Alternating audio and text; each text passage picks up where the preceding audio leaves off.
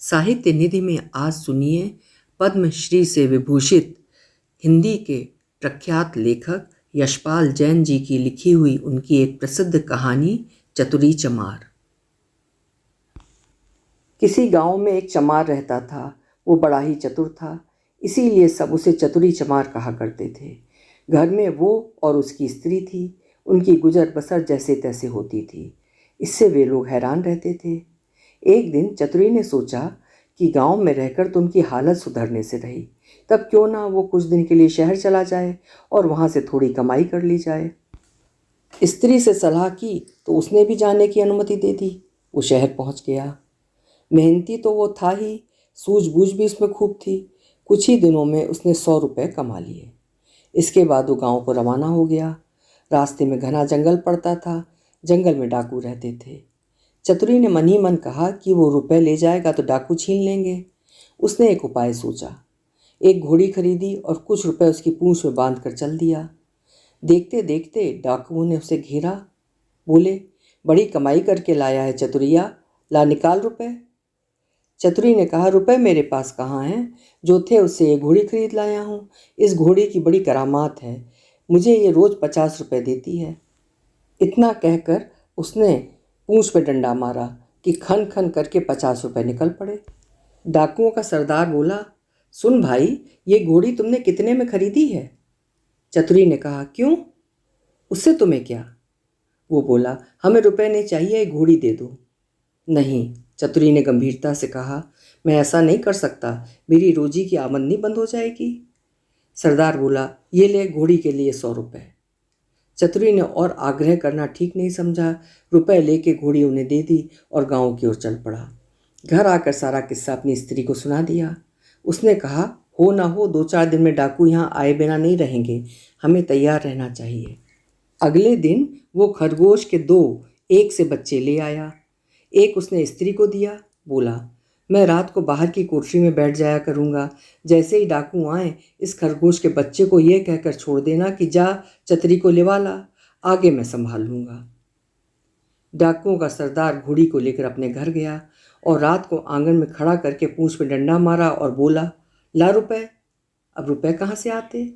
उसने कस कस कर कई डंडे पहले तो पूंछ में मारे, फिर कमर में। घोड़ी ने लीद कर दी, पर रुपए नहीं दिए।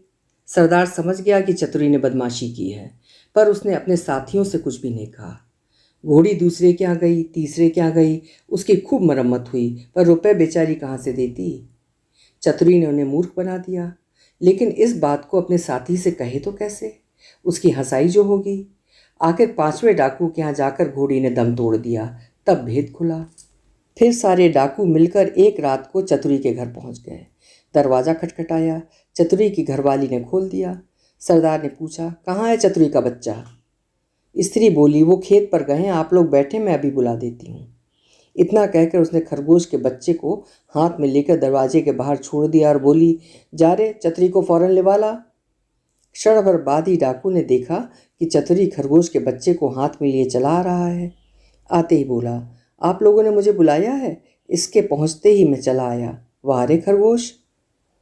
डाकू गुस्से में भरकर आए थे, पर खरगोश को देखते उनका गुस्सा काफूर हो गया। सरदार ने अचरज में भरकर पूछा, ये तुम्हारे पास कैसे पहुंचा? चतुरी बोला, यही तो है इसकी तारीफ, मैं 7वें आसमान पर हूं तो वहां से भी लिवा ला सकता है। सरदार ने कहा, चतुरी, ये खरगोश हमें दे दे, हम लोग इधर उधर घूमते रहते हैं और हमारी घरवाली परेशान रहती है, वो इसे भेज कर हमें बुलवा लिया करेगी।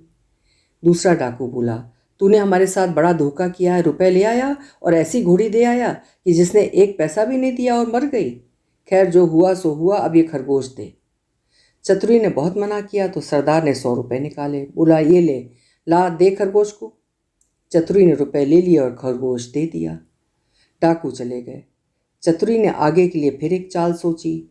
उधर डाकुओं के सरदार ने खरगोश को घर ले जाकर अपनी स्त्री को दे दिया और उससे कह दिया कि जब खाना तैयार हो जाए तो इसे भेज देना, और वो बाहर चला गया। दोस्तों के बीच बैठा रहा। राह देखते देखते आधी रात हो गई, पर खरगोश नहीं आया। तो वो झल्लाकर घर पहुंचा और स्त्री पर उबल पड़ा। स्त्री ने कहा, तुम नाहक नाराज होते हो, मैंने तो घंटों पहले खरगोश को भेज दिया था। सरदार समझ गया कि ये चतुरी की शैतानी है। वे लोग तीसरे दिन रात को फिर चतुरी के घर पहुंच गए। उन्हें देखते ही चतुरी ने अपनी स्त्री से कहा, इनके रुपए लाकर दे दे। स्त्री बोली, मैं नहीं देती। नहीं देती? चतुरी गर्जा और उसने कुल्हाड़ी उठाकर अपनी स्त्री पर वार कर दिया। स्त्री लहूलुहान होकर धरती पर गिर पड़ी और आंखें मूंद गईं। डाकू दंग रह गए। उन्होंने कहा, अरे चतुरी, तूने ये क्या कर डाला? चतुरी बोला, तुम लोग चिंता ना करो, ये तो हम लोगों की रोज की बात है, मैं इसे अभी जिंदा किए देता हूँ। इतना कहकर वो अंदर गया और वहां से एक सारंगी उठा लाया। जैसे ही उसे बजाया कि स्त्री उठ खड़ी हुई। चतुरी ने उसे पहले से ही सिखा रखा था और खून दिखाने के लिए वैसा रंग तैयार कर लिया था। नाटक को असली समझकर डाकुओं का सरदार चकित रह गया। उसने कहा, चतुरी भैया, ये सारंगी तू हमें दे दे। चतुरी ने बहुत आनाकानी की तो सरदार ने 100 रुपये निकाल कर उसे दिए और सारंगी लेकर वे चले गए। घर पहुंचते ही सरदार ने स्त्री को फटकारा और स्त्री कुछ तेज हो गई तो उसने आओ देखा ना ताव कुल्हाड़ी लेकर गर्दन अलग कर दी। बजाते बजाते सारंगी के तार टूट गए, लेकिन स्त्री ने आंखें नहीं खोली। सरदार अपनी मूर्खता पर सिर धुनकर रह गया, पर अपनी बेवकूफ़ी की बात उसने किसी को बताई नहीं और एक के बाद एक सारी स्त्रियों के सिर कट गए। भेद खुला तो डाकुओं का पारा आसमान पर चढ़ गया। वे फौरन चतुरी के घर पहुंचे और उसे पकड़कर एक बोरी में बंद कर नदी में डुबोने ले चले। रात भर चलकर सवेरे वे एक मंदिर पर पहुंचे। थोड़ी दूर पर एक नदी थी। उन्होंने बोरी को मंदिर पर रख दिया और सब निपटने चले गए। उनके जाते ही चतुरी चिल्लाया, मुझे नहीं करनी, मुझे नहीं करनी। संयोग से उसी समय ग्वाला अपनी गाय भैंस लेकर आया। उसने आवाज़ सुनी तो बोरी के पास गया। बोला, क्या बात है? चतुरी ने कहा, क्या बताऊं, राजा के लोग मेरे पीछे पड़े हैं कि राजकुमारी से विवाह कर लूं, लेकिन मैं कैसे करूं? लड़की कानी है, ये लोग मुझे पकड़कर ब्याह करने ले जा रहे हैं। ग्वाला बोला, मेरा ब्याह नहीं होता, मैं इसके लिए तैयार हूँ। इतना कहकर ग्वाले ने झटपट बोरी को खोलकर चतुरी को बाहर निकाल दिया और स्वयं बंद हो गया। चतुरी उसकी गाय भैंस लेकर 9-2-11 हो गया। थोड़ी देर में डाकू आए और बोरी ले जाकर उन्होंने नदी में पटक दी। उन्हें संतोष हो गया कि चतुरी से उनका पीछा छूट गया, लेकिन लौटे तो रास्ते में देखते क्या है कि चतुरी सामने है। उन्हें अपनी आंखों पर विश्वास नहीं हुआ। पास आकर चतुरी से पूछा, क्या बे, तू यहाँ कैसे?